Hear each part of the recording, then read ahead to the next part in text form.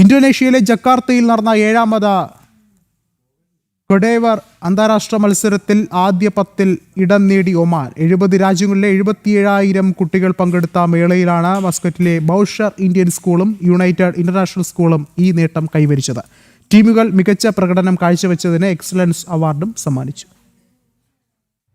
നിർമ്മിത ബുദ്ധി, coding, robotic എന്നിവയെ ആസ്പദമാക്കി ഇന്തോനേഷ്യയിലെ ജക്കാർത്തയിൽ നടന്ന 7ാമത് കോഡേവർ അന്താരാഷ്ട്ര മത്സരത്തിൽ ആദ്യ 10-ൽ ഇടം നേടി ഒമാൻ ടീം.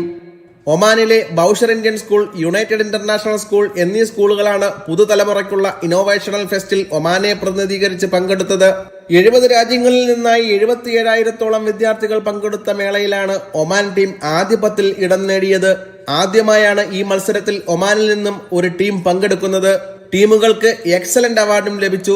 ഒമാനിലെ മസ്കറ്റിൽ നടന്ന ദേശീയതല മത്സരങ്ങളിൽ നിന്നും ഗോൾഡ് മെഡൽ നേടി വിജയിച്ചാണ് ഇന്ത്യൻ സ്കൂൾ ബൗഷർ ടീമും യുണൈറ്റഡ് ഇന്റർനാഷണൽ സ്കൂൾ ടീമും അന്താരാഷ്ട്ര മത്സരത്തിന് യോഗ്യത കരസ്ഥമാക്കിയത്.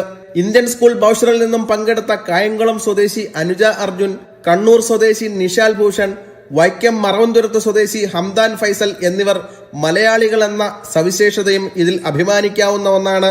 ഒമാനിലുടനീളം വിവിധ മത്സരത്തിലൂടെ യോഗ്യതയുള്ളവരെ കണ്ടെത്തുകയും മത്സരങ്ങളെ കൂടുതൽ വിപുലീകരിക്കുകയും കുട്ടികളുടെ കഴിവുകൾ അന്താരാഷ്ട്ര വേദികളിൽ പ്രദർശിപ്പിക്കുവാൻ അവസരങ്ങൾ ഒരുക്കുന്നതുൾപ്പെടെയുള്ള പ്രവർത്തനങ്ങളെ അഭിസംബോധന ചെയ്തുകൊണ്ട് United International Student Academy executive director Hamza പ്ലംബർ കുട്ടികളെയും പ്രവർത്തകരെയും പ്രശംസിക്കുകയുമുണ്ടായി.